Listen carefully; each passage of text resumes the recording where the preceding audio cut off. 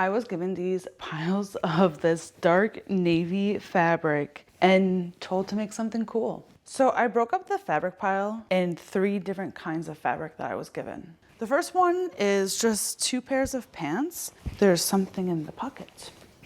Somebody left some paper. At least we know that the fabric is already washed. The first kind of shirts, they're light and feel like dress shirts. But on the front, they have these pockets. And then I got some more shirts, which is the bulk of the fabric that was donated to me, are 75% polyester and 25% wool. Because it's a little bit thicker with the wool, I think these shirts would make really cool handbags. Let's try it out and see if I can make these shirts into handbags.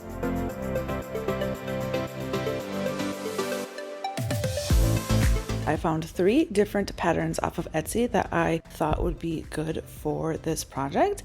And now we're going to unfold them from PDF plotting and choose which one we want to use. So this is a tote bag, like a square tote bag pattern. If you like this vlog today and you want to see me make a tote bag out of this fabric as well, let me know. And I got a mini backpack pattern. I am so excited for this pattern.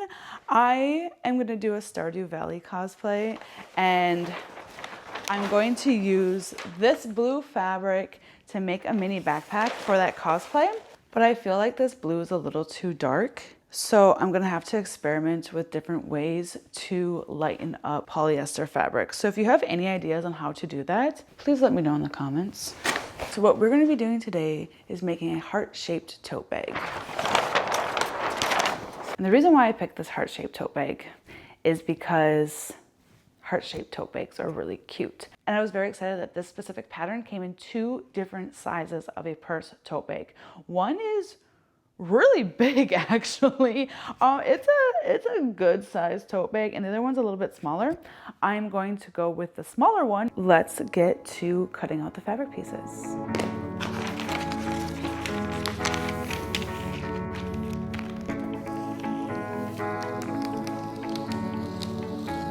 So the tote bag really is going to be easy and straightforward. Someday I'll learn that nothing is ever easy and straightforward. There's only 3 pieces to this pattern, and that's the heart-shaped body portion, the strap, and the ruffles. The ruffles, however, are going to be pretty long. I want to look through my bag of scraps to see if I have enough trim to put on this bag. I also feel like that if the bag, the ruffle, and the straps were all in like this dark color blue, there wouldn't be really any dimension to the bag. Welcome to my pile of fabric that I keep telling myself I will make something out of someday. Today's that day. This blue is a bit lighter than the shirts. I could use this for the lining, so it's a little more extra blue inside. I don't know, we'll see. But definitely not for the ruffles. Dark blue and purple. I should probably do research on color theory. I'm not quite sure if dark navy blue and purple would make a good purse together.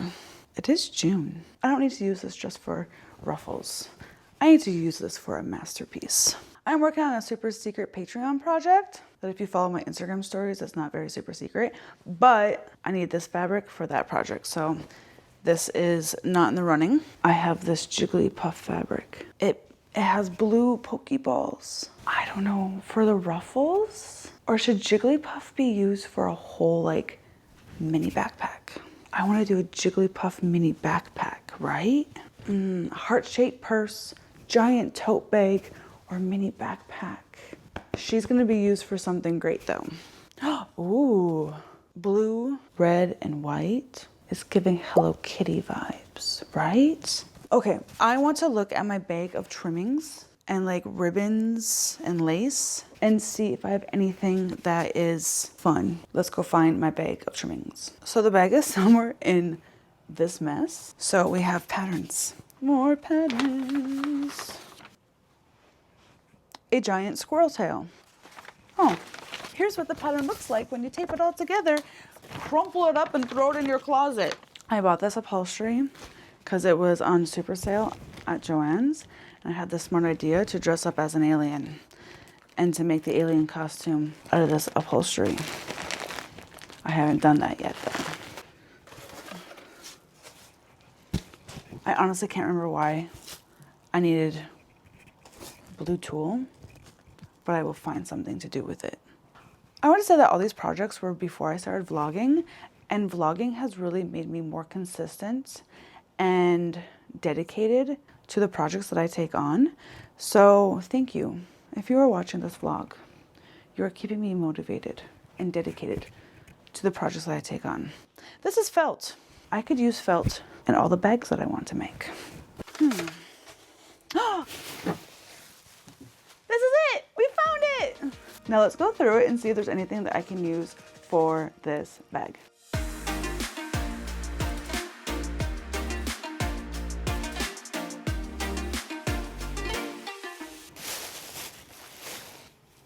Okay, this is so cute.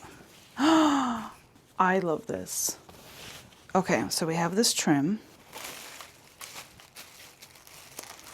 We have this trim. I like them both. We're gonna see which one fits around the heart shape, and that's the one that we're going to use for this bag. But I've been doing a lot of thinking this morning. Let's go make some coffee.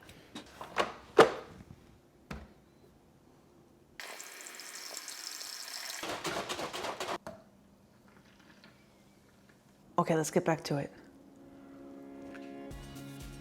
Okay, so I love this trim on the heart shape. I think it looks really cute and also kind of vintage. It's really giving me like kitchen curtains from my childhood vibes.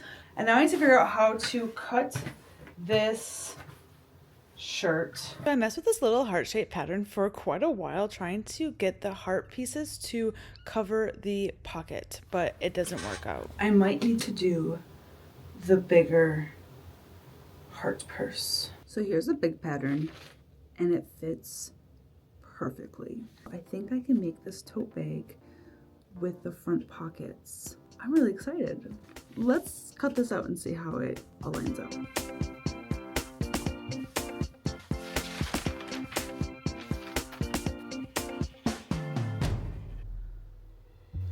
Okay, I really think that the pockets on this shirt are uneven, but I also don't think that it's very noticeable that they're uneven. I also have to decide what kind of lining fabric I want. So here is the bag with the ruffle around it. And because we are trying to be a professional, we're going to press the edges so all the ruffles lay nicely out. And so we can see all the places where we messed up. When you buy a pattern from somebody and they give you instructions on how to be successful using that pattern, listen to them. I thought that using this trim would be a shortcut from ruffling my own fabric. It wasn't. The bottom is funky. I didn't do it right. And the top, I'm not quite sure how I feel about the top part either. But I know that it's not because of the pattern. I know it's because of my decisions. So we're gonna continue going on making the purse. We're gonna trust the process and we're gonna see if these little imperfections can go minimally noticed. And this is my first one, so we're not gonna be too hard on ourselves. So I'm gonna cut out the straps and the lining and I'll come back. I am back and I cut the straps out of the shirt, and then I was gonna cut the lining out of the shirt as well, but I have probably 5 yards of this lighter navy blue fabric and literally no plans on what to do with it. So we're gonna make this the lining fabric for our new heart tote.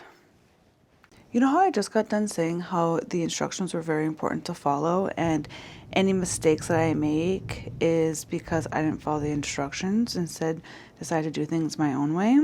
Well, I am going to do things my own way again.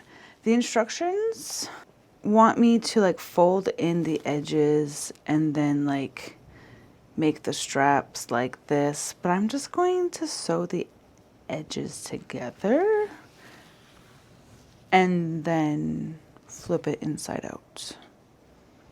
I'm trying to think of why this would be an issue, but I guess we're gonna figure that out after I try this.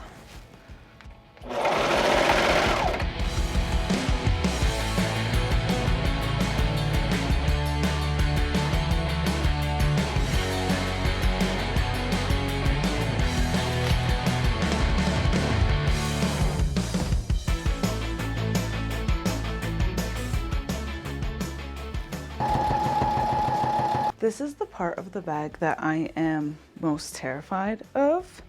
I have all the pieces. So I have the front of the bag with the strap, the back of the bag and the strap, and then the lining pieces. So what I have to do now is to sew the front to the back and then figure out how to insert the lining. I am loving how this bag is coming together, how it's looking, the style of the bag. I'm going to carry around this bag everywhere. Okay, this one lines up too. Oh my gosh, I didn't do so bad. Let's go. It all lines up perfectly. I just need to sew it all together. Beautiful serged ends. I'm getting better at this. This just makes sense how it's being put together now.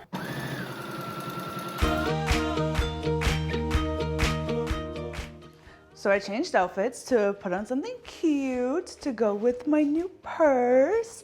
And I want to give you my final thoughts. So first things first, I think the curves of the heart and like this point here was more difficult than what I anticipated. And it's where the obvious imperfections of the purse are at. Doing the trim was a genius idea. But in the long run, I think it's actually better to ruffle the fabric so it doesn't have like this bias tape, right, attached to it. And so you don't see where the ruffles aren't consistent with like the other ruffles on the purse. If you were to look at this bag, you'd be like, yeah, she made that in her living room.